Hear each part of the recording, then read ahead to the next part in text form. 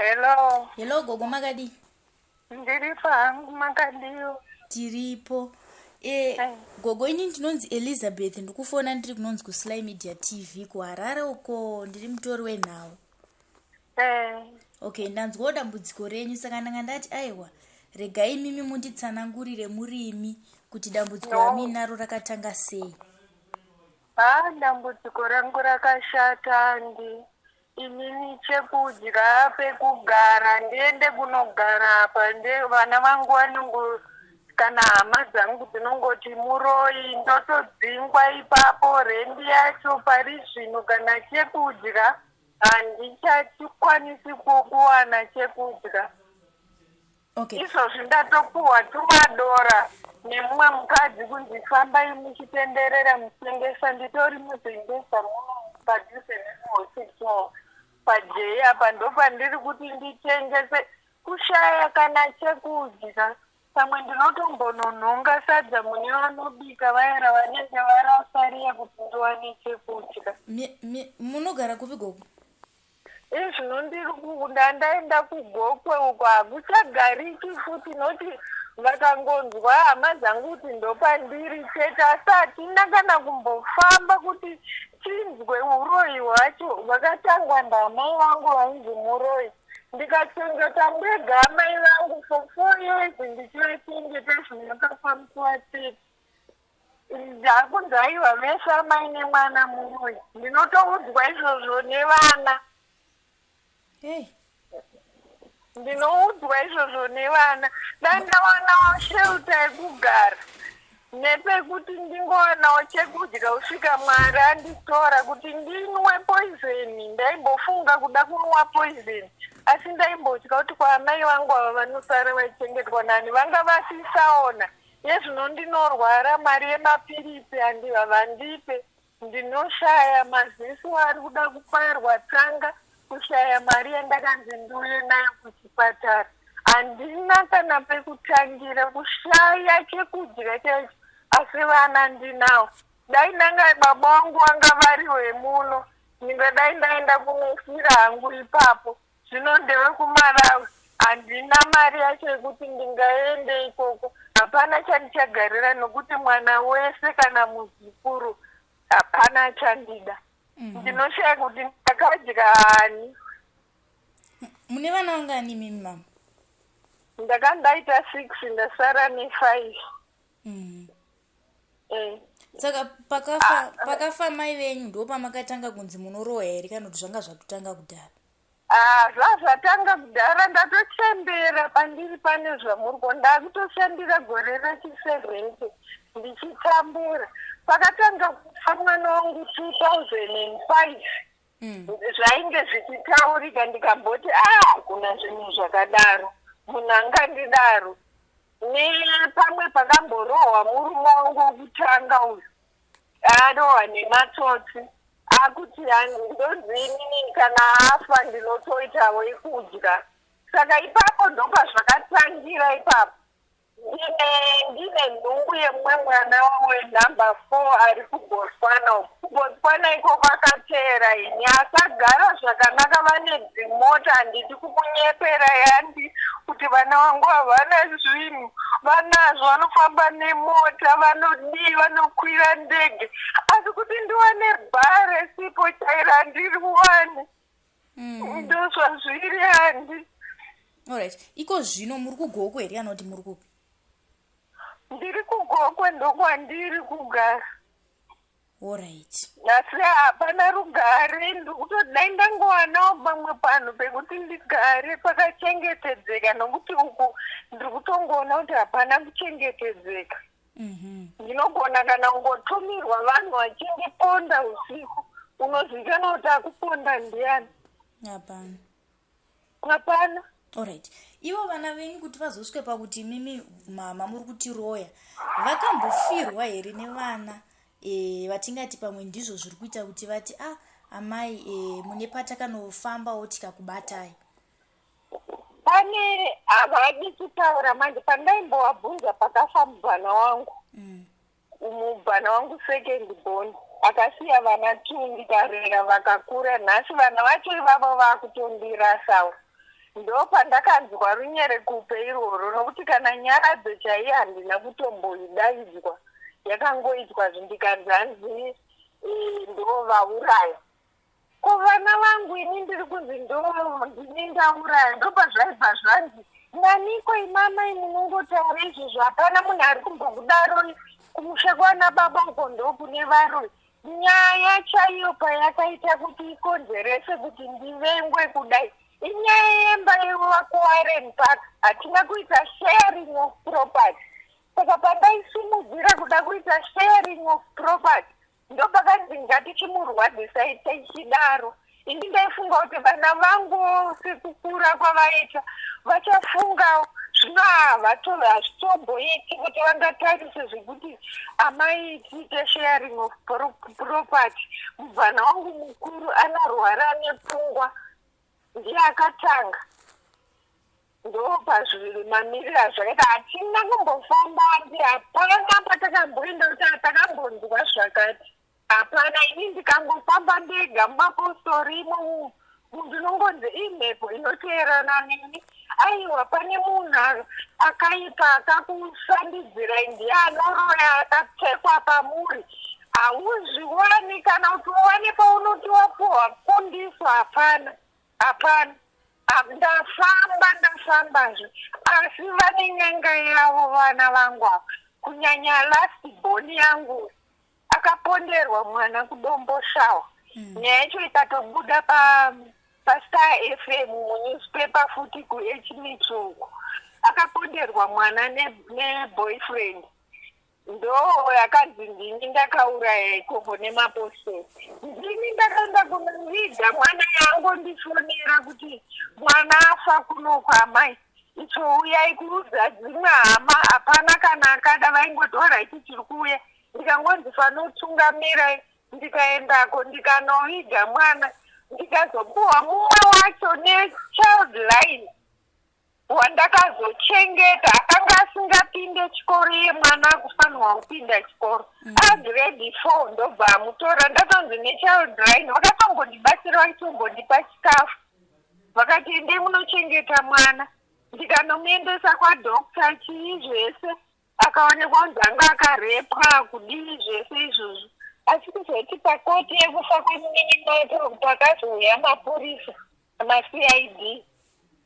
Inini ndindaitotsvagwa ndichiwanika, iye anga isingatsvagwa achiwanika. Ndo paakabva azoti ndinoenda nemwana wangu ndega kukoti. Ndakutonzwa mainini wake vakutonditi hanzi chinongoti chiwigi.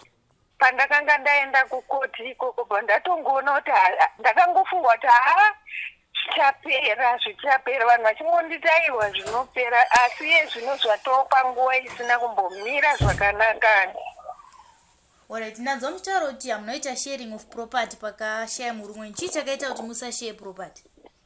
Haana kushaya mupenyu, kutoramba aende kana kukoti kwese kunana Musasa, kunana ndekumilton uko, maloya ayaya vehurumende, chii zvese, hapana chinobuda.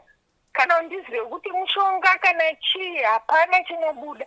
Vana vasumudze musoro, vanototi zvinhu zvapimba yababa, zvinhu zvangu zvakapara. Ndakangobuda nebhegi remanapukeni nenhumbu. Vamwe vana vandakanozvara nemwe murume, vana baba vacho vaitombouya pamba ipapa vachionana naiye ex-husband. Zvavaironga hataiziva. Saka ndo pakabva pamberi, manje vakashaya vamwe vaviri ava. Saka ndonzi ndini muroi wacho. Nanzwa muchiti vana venyu ava vatone n'anga yavo. Mumwe lasibhonika vanotobatana nevamwe. N'anga yacho inogara kumushure kunze kwandaigara uko, nokuti yaitombotumira manhingi mastatus apa ichiti tiri kumuhwina chete this time. Pandakabva kumushure kunze ikoko tinomuhwina chete. Zvakawanda zvandinotumirwa pamastatus. Pamwe pacho ndanga ndisandagona kutora mastatus aya ndichachengeta mufoni. Panotaurwa zvakawanda mavhu nemarara zvokuti pamwe sadza inini ndine BP, ndine cancer. ndiri positive, ndine shuga, ndine moyo, ndine masa, zvese zvandichakwanisi kuwana mushonga pamusaka pekuti vana vangu ndo zvapo.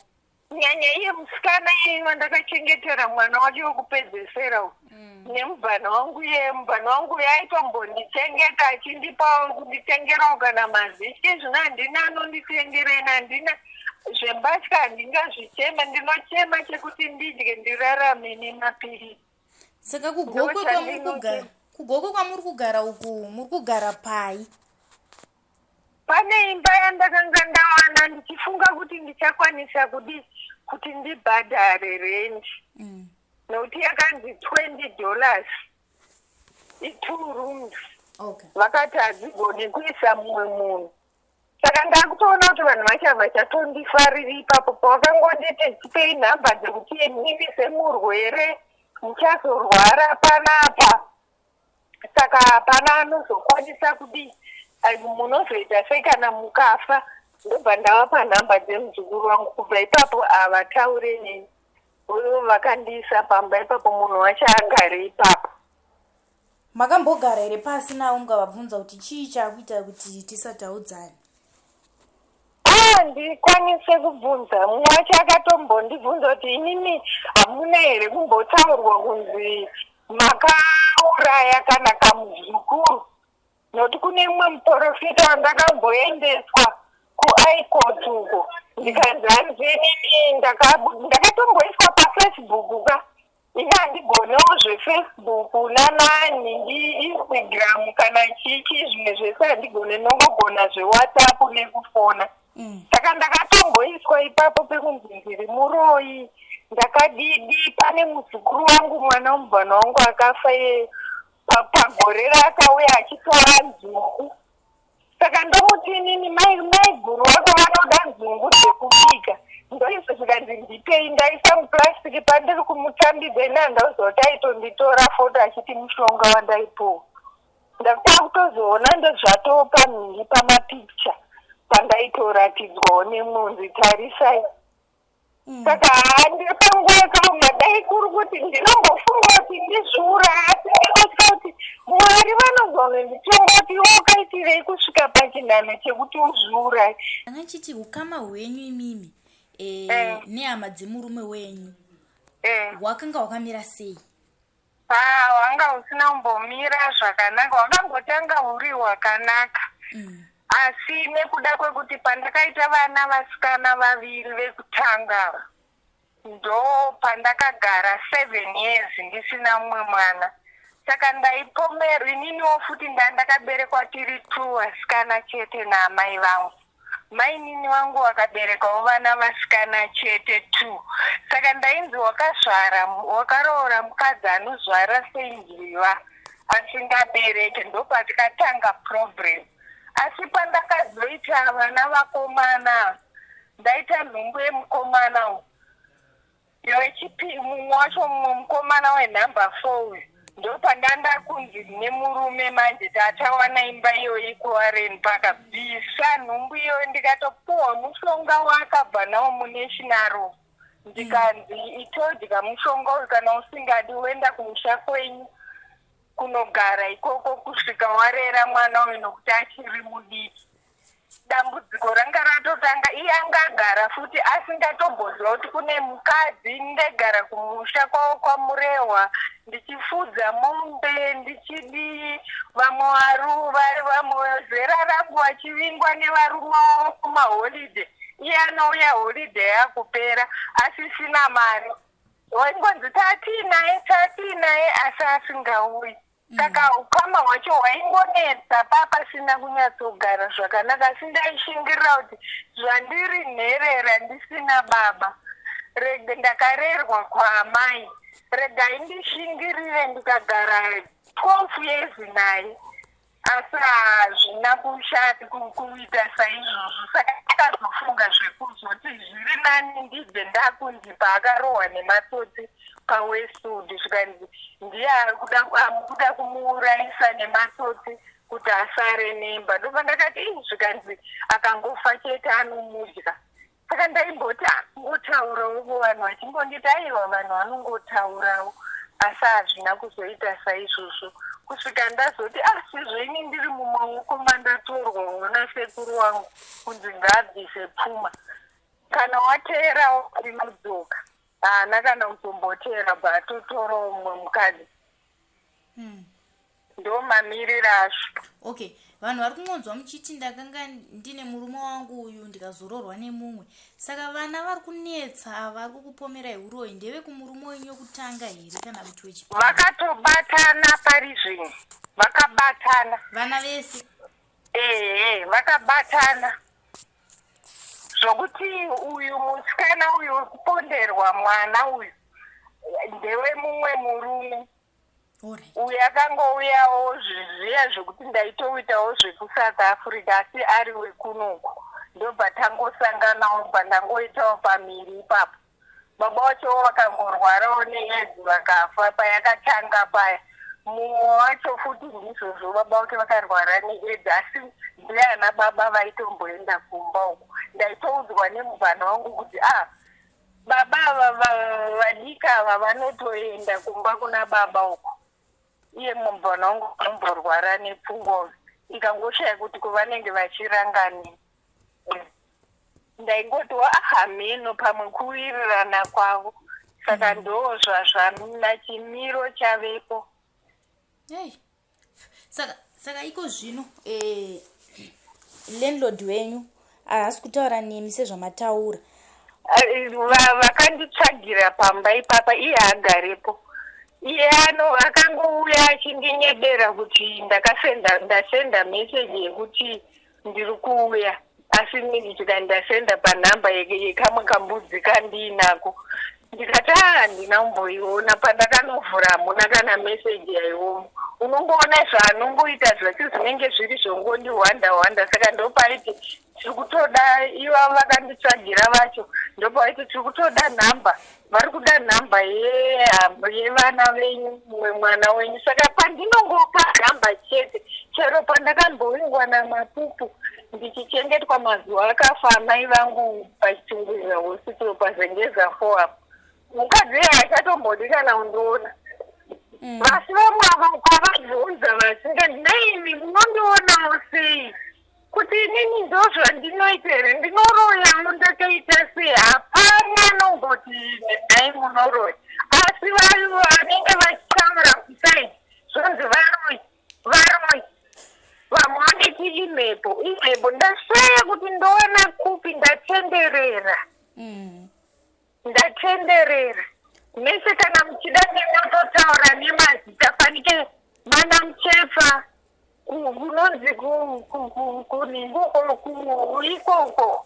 kunokonzwa uko mese ndinoenda handina kwandakambonzwa mapastors aya unotaura kuti uri muroyi kana mese mana uyu makandiwa mese ndinoenda hapana handinamba ndinodonha nedzimoni handidonhe hameno kuti dzimoni racho randinoroya naro rinonditi ndisadonhisei. Maprofita aya ndapedza anti ndatambura handidye rinopisa kana kutongowana chekuti ndidye ndikangofunga so mukatoona ndatoka uswa kasingamboita kana mapupu mazuva vakauya vachindoona muna ndi June muna kupera kwa June akunopera vakandiona izvino havandizivi nezvandava handinzara kushaya mishonga. Chero mukaona bhuku rangu randiri kushandisa nyowani renhuu rakatonyorwa futi izvo kuti ndine dambudziko roro rekunzi nevana muroyi.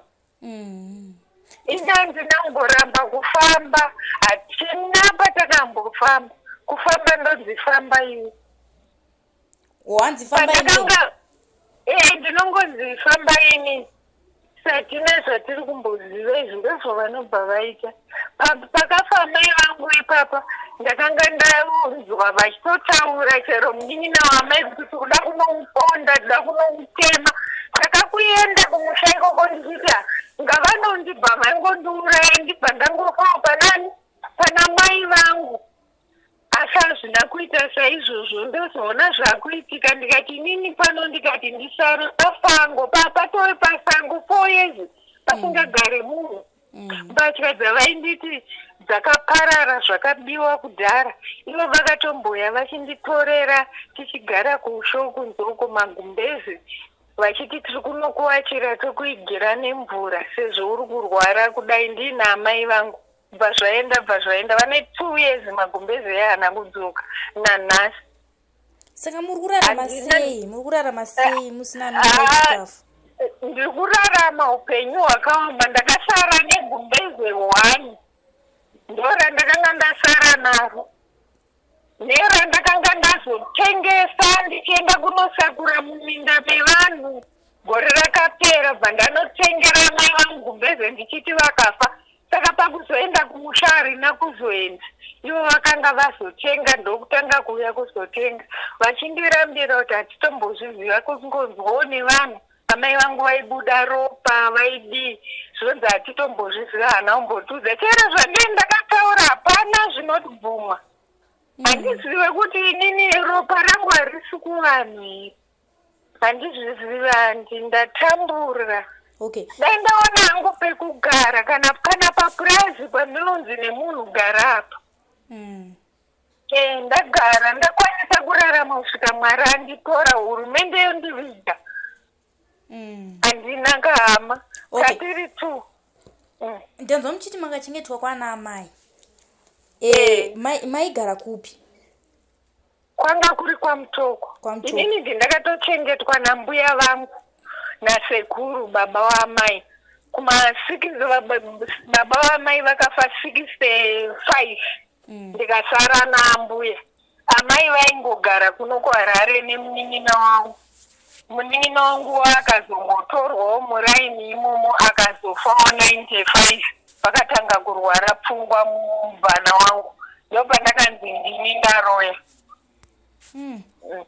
Saka kwaMutoko hakuchisina munhu zvakaira kuti pasisina enda handikwanisi nokuti hanzvadzi dzavo dzese dzakapera kufa, vanga vasara vari 2. Saka munin'ina wavo vanogara kuBelvedere, hapana kana mhora kana wakadii. kwaanoti chii semusingamhoresani? Handizivi nokuti ivo vana vangu vese vanoenda ikoko.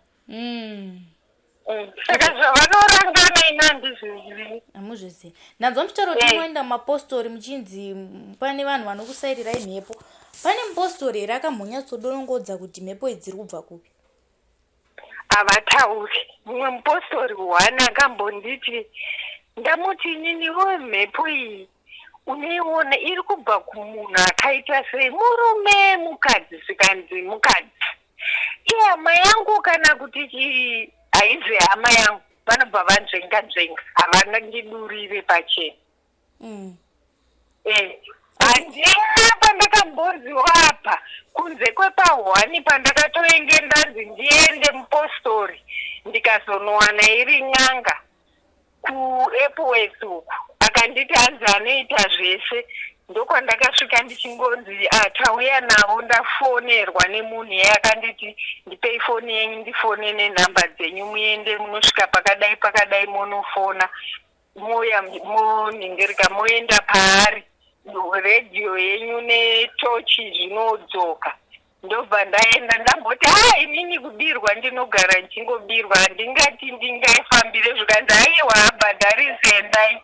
Izvo zvaakuti kana dai mamuri pedyo ndaitokuratidzai meseji yakanditi akuda mari yake $10 plus akazobva afonera mumwe mwana wangu adangoziva kuti pandainochadzisa foni kumba kwemunhu akandidhairekta uku akanga atotumira phone number kuna iyeyo. Ikoko ndokwandakasvikonzi inini nyaya yenyu yamavinga panapa ndaiziva. Ndikati ndei, ndikati maiziva? Zvikanzi zvikanzi mavinga nyaya yeuroyi. Ndikati kuti uroyi hwakamira sei? Zvikanzi muri muroyi inini, kana musiri muroyi putai fodya. Ndikaisirwa fodya papfumo, ndikanzi kwevai musabate nemaoko.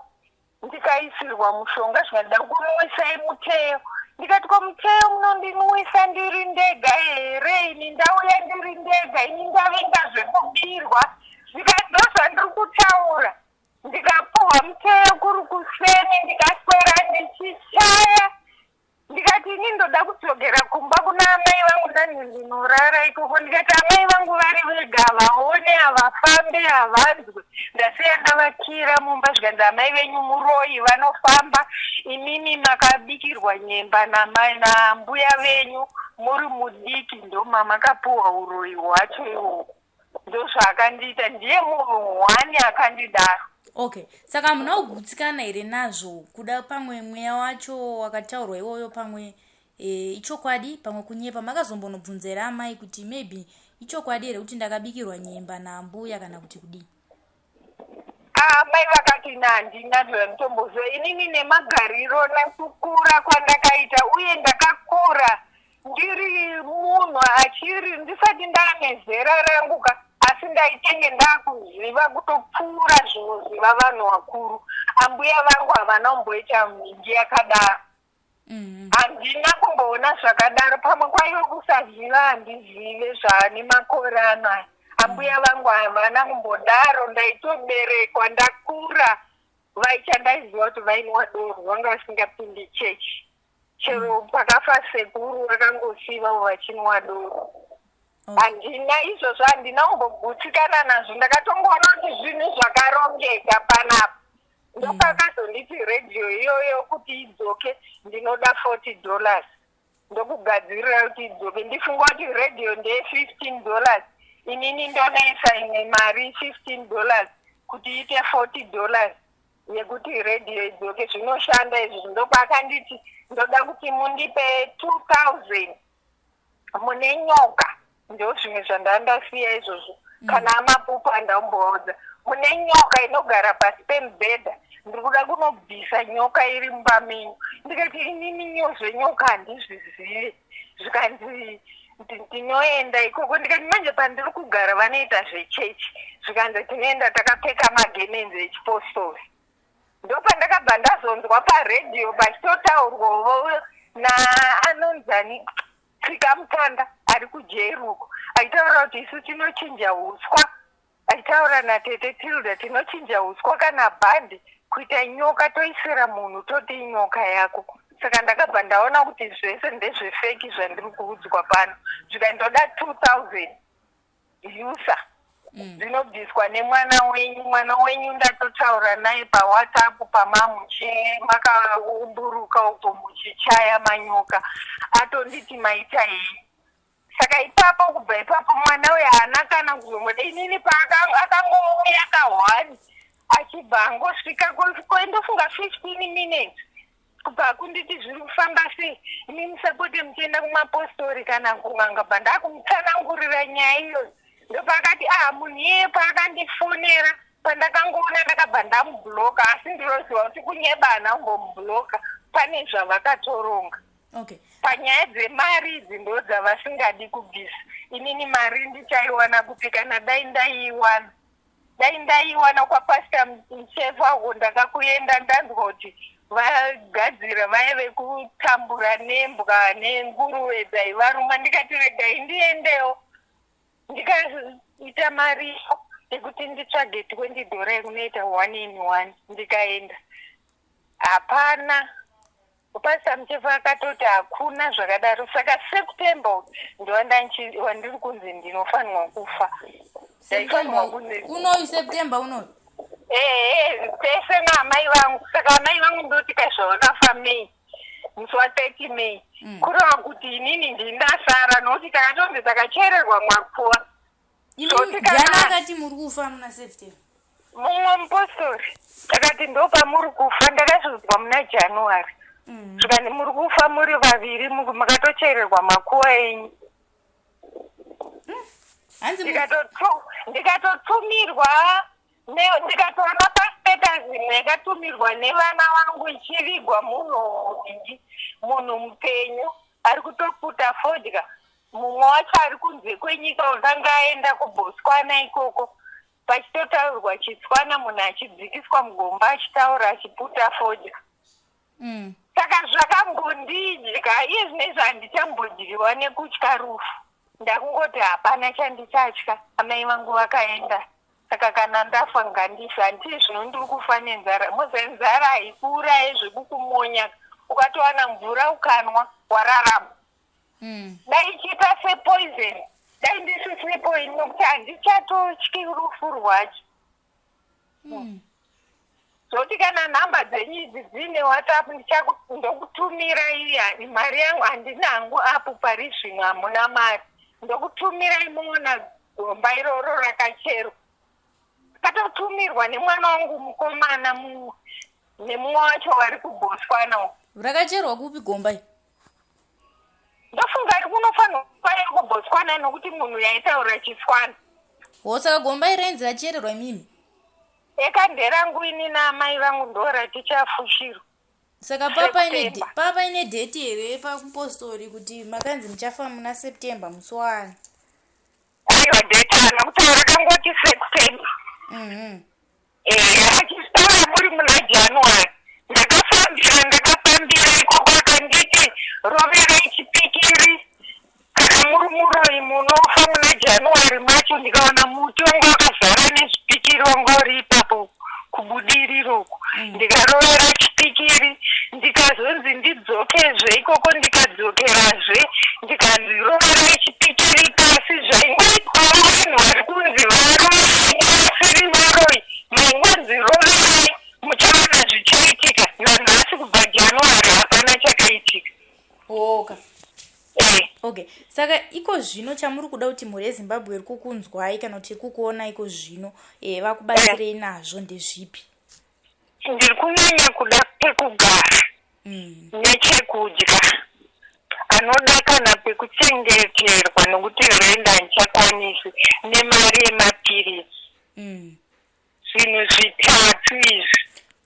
Kana dai kuri kukwanisa kuti ndinowanawo kamari kekuti ndinohodhawo tunhu ndichitengesa ndichingorarama, mhuri yeZimbabwe dai yandibatsirawo nepekugara. Handisingaitwe sezvizvi zvikungonongedzwa. Munhu ukazoda kumubvunzisisa, iwe chii chaite chendanyanyotadza, anokurambira. Handizivi kuti vanenge vakurambei. Handiti kana uchiziva chinhu unobva ngoti aiwa ini tinokuziva ini. Ko ndakaurayani wenyu, ndakaroyani wenyu. Kushokunzwako ndakatombonzi nemumwadzi ndakamubvisa nhumbu. Ndikadya kamwana kari mudumbu. Kungobva kumba kwako kuya uzokunangai kuti makadya kamwana kangu? Taito akanga uya zoroja ipapo, akangoroja ipapo kwe3 months akabva habva. Tonzanzi vandibvisa nhumbu, vanoroya. Vese naamai vacho, amai vangu vanga vasati vafa ipapo. Saka pari kundiremenya. Okay. Kumashoko enyu kuvana ndeyekuti kudii? Macho ina handisisina shoko randichakwanisa kutaura kuvana. Handisisina, asi kuti Mwari ndiye akuziva zvaanotaura navo. Ina handisisina. Nokuti kana mapupu ndakamupa phone number dzake dzavo dzakati ndipewo dzimwe phone number, hapana result yandinobvunzwa. Kwatete Tilda ndakuendawo kubva January, ndakadzamara ndikaregedza. Kwabhojongora ndikamuona akabva ati ndakuisawo paFacebook ndichitaura kuti hamuzi muroyi. Zvamuri kutaura izvozvo hapana chinobuda. Izvino hapana kana anondifonera kana anodii, hapana. Makasununguka here imimi kuti kune vamwe vanoti aiwa isusu hatina idu mari, hatina idu pekugara, asi amai avo toda kuti rimwe zuva vazowadzana nevana vavo. Rega timboti ini ndinoita zvechivanhu, ndokwanisa hangu kubatsira mhuri iyo, toona kuti shuwa amai ava vanoroya here kana kuti havaroyi. Makasununguka here kufamba? Hongu ndakasungunuka, nokuti kuti ndiendewo ndakambobvunza vamwe vekuMebhorini vaya sekuru vaya vaigore rakapera. Ndavafonera, mari yacho yavakandiudza ndakatoona kuti handikwanisi kana dai vachigona kana dai vachidi. Ndakasungunuka, dai vana vangu vaidawo kuti tiyananiswe, tisanganiswe, tiende pamwe chete. tononzwa maitiro azvinoita. Ndakutotya manje kuti kuenda kwavoka vanobva vazoti vanenge baba vamutipira munhu iye. Saka mino zvangopo ina handina chandichaziva, handisina kana direction. Aiwa, isusu seSly Media tinokutsvagirai munhu wedu isusu wamusingazive imi nevana venyu mese. Tokubatanidzai toenda ikoko, kana tabva ipapo toenda zvakare pamwe kuitira kuti tive nemaresults akasiyana siyana. Chokwadi ndinotenda hangu handimukandidaro, kana ndikafa ndichizvezve munozoti upenyu mukaona zverana ndiri munhu handakudza kuti ndakushandira gore rechi 70. Ndikasvika muna June ndane 70 years. Asi handina kana hembe yemwana kana tenesi yemwana. Pavana vangu vese vari 5 handina kana tsono kana chii. Ini ndindaitovatengera vese chero nevakuwasha ndichishanda. Handina kana chandakadya kana chemukuwasha. Mwana wangu akafa ndakawana $20 yendiro chete. Handina chandakawana shuwa ndinoda kufamba. Izvina ndimuri kuona vanhu kuuraya kwavari kungoita vanhu. Zvikangononoka munongonzwawo kuti mbuya kaya pamwe munema kuzofona maungonzwa foni isina asadairi. Ndapondwa kana ngotorwa mupamba ipapa ndichinoponderwa kuri. Aiwa, mupondi wemama Mwari achiri kukudai. Saka vanoda kuzokubatsirai, vanokubatsirai panhamba dzipi? Makasununguka here kudaidzira nhamba dzenyu pamwe chete nezita renyu nesenemu? Alright. Inini ndinonzi Joyce Ngandi. Ngandi ndekwaamai kwandakarerwa, saka ndoshandisa chero kuchipatara. Nhamba dzangu dzefoni 077 940 5259. Ndodzokorora zvakare idzodzi 077 940 5259. Ndotaura zveimwe nhamba yacho futi. Ndine 0714 671 930. Ndiyo yenet 1. Ndodzokororazve 071 071 4 671 930. Handindakapatikana nekurwadziwa ndiri kuitwa nemwoyo, handichakwanisi kana kutaura. Shuga inenge yakatoshuta ipapapo. Aiwa, munoita zvakanaka mama. Isu seSly Media tichabatsirana nemi pamatambudziko ese amataura aya. Toona kuti tinoonawo sei mukana wekutaura nevana. Asi kana makasununguka, nhamba dzangu ndidzodzi, munokwanisa kundipa zvakare nhamba dzevana venyu vamunoda kuti tizosangana navo. Tovafonera, totaurawo navo, tonzwawo divi ravo kuti sei vari kuti imimi munoroya. Tozokwanisa kuva neconclusion yekuti ngatichibatsiranei nemhuri iyi tanzwa mativi ese kuti nyaya iyi yakangotanga sei. Nokuti mukanzwa kwangu cheteka ndinoita sendiri kuzvidhifenda. Mukanzwa kwese motisanganisa muchiziva kuti makanzwa izvi kune uyu neuyu. Tochifamba. Asi nichandinonyatsoziva inyaya yemba inokonzeresa zvese izvi. Nesharing of property nembasa dzangu dzekupfeka. Sei vana vangu vasinawo kutya chivanhu chakadaro. Handina kana mwana wandakadyirawo mombe yeumai, kana mai vangu kupuwawo chinhu cheumai. Sei vasingatye zvinhu zvakadaro? Matura ndairima kwamurehwa uko, handina kana chandakabva nacho, zvese zvakadyigwa ikoko. Aiwa. Asi ndichingoti hazvina basa. Aiwa. Pamusoro pezvo chindirwadzisa kusvika pakadai. Maita henyu. Alright, maita basa mama. Saka ndichange ndichikufonerai ndichikuzivisai kuti iko zvino tabata musikana here, tabata chi, kuti tinzwewo kuti mativi avo akamira sei. Zvakanaka. Alright. mazvinzwira mhuri yezimbabwe ndanga ndichitaura namai vari kugokwe uko vari kuti ivo hakuna hama ichandida, vana chaivo vese vari 5 vave kungondinongedza uroyi, vari kuti aiwa ndimi muri kuroya. Kunyange munhu chaiye anenge achizvifambira anongoti amai ava vanoroya. Kunyange hama dzemurume vanongoti ivo amai ava vanoroya. Pavanogara chaipo vati havana kana magumbeze, vane gumbeze rimwe chete. Kana munhu akatsvagira pekugara ipapo haachada kana kuvaona. Hatizivi isu, hatina decision kuti titi shuwa vanoroya, nokuti hatisi vana godobori. Zvatichaita seSly Media munozviziva, tichatsvaga mhuri idzi kusvika tadziwana, tonzwavo divi ravo kuti why vari kuti amai vavo vanoroya, tozovatsvagira zvakare godobori anokwanisa kubatsirana nemhuri idzi. Tizosangana zvakare muzvirongwa zvinotevera. Zita ndiElizabeth Nyaguyo, Sly Media TV, building bridges.